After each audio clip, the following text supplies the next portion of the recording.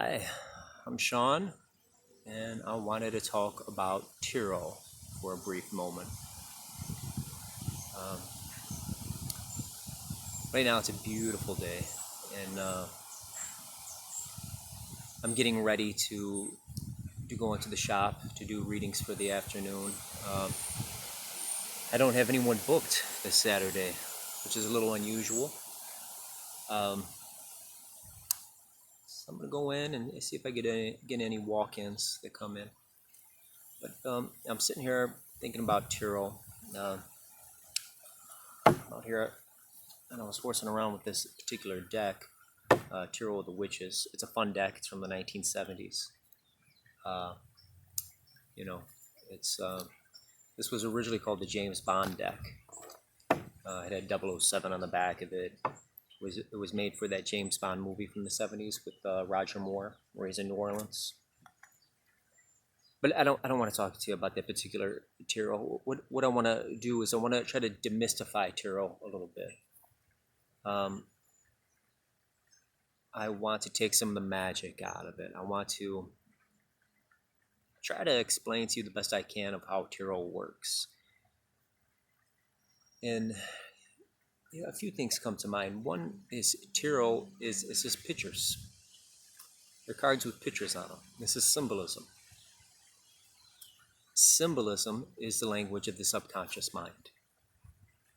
Our conscious mind is more analytical and processes, numbers and the letters. The letters become words, which become sentences into paragraphs, and then we read the story. Well, that doesn't happen with symbols. Symbols, we know at a very deep subconscious level. As the Chinese expression says, a symbol is worth, or a picture is worth 1,000 words. And that's like any tarot card, right? You could take a card and let the symbols speak to you, speak to your subconscious. So that's one thing with how tarot works is we're letting it speak to our subconscious. We're understanding the symbolism on a deep level, and then we start this word association.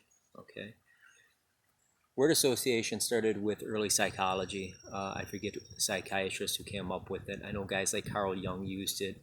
And it's basically where the therapist says a word, and then the client will say the first word that comes to mind, right? And then through this process, I don't know, I guess the therapist gets hints or ideas about the patient's or the client's condition, and it could maybe help them diagnose. But that's kind of what's happening with tarot too. So it's not just a language that's you're understanding with the subconscious mind. You just start doing this word association, and then that word association, instead of the doctor saying the word and the patient saying what word comes to mind, the tarot reader is going into this flow state, doing this word association, and through synchronicity, it starts to correspond or relate to what's going on in the client's life. I like to think of tarot cards as a form of creativity. Tarot cards, and I think I said this before in another video, it's creative problem solving is what we're doing. There's something called conceptual blending, okay? And there's another tarot YouTuber who talks about this, named Vincent Batisha. And I'm going to leave a link below. I want you to check out his videos, because he talks about conceptual blending, and I think it's interesting.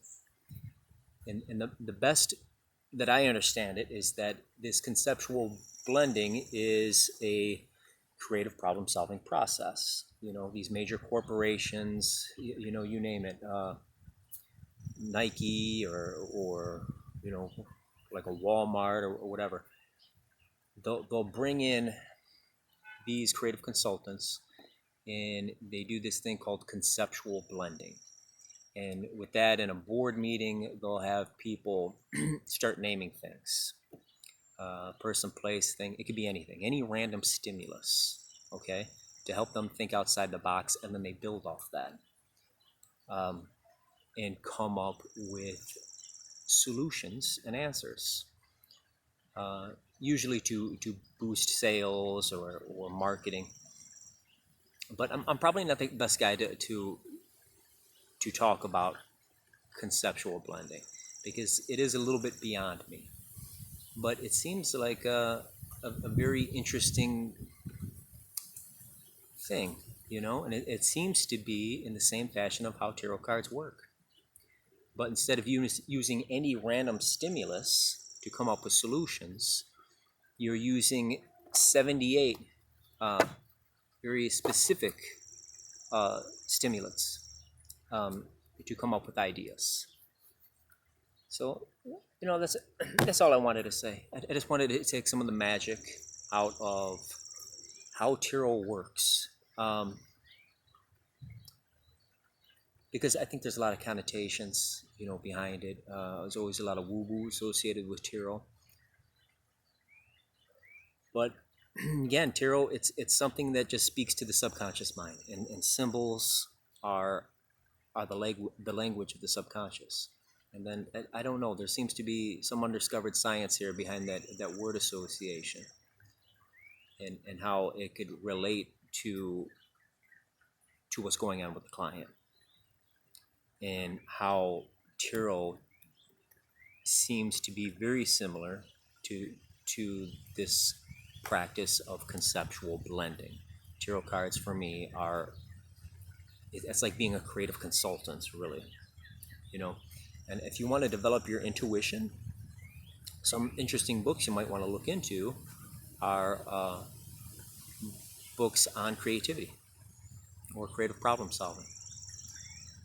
I think that's it. That's all I wanted to say. Like I said, I'll leave a link. Check out Mr. Patisha's YouTube channel. He might explain it better than I do. And that's it. Thank you so much for watching. If you like this, give a like. If you think this video is awful, go ahead and give a dislike. If you have questions or comments, leave them below. And if you want to see more videos, go ahead and subscribe. Okay? Thank you. I'll be seeing you.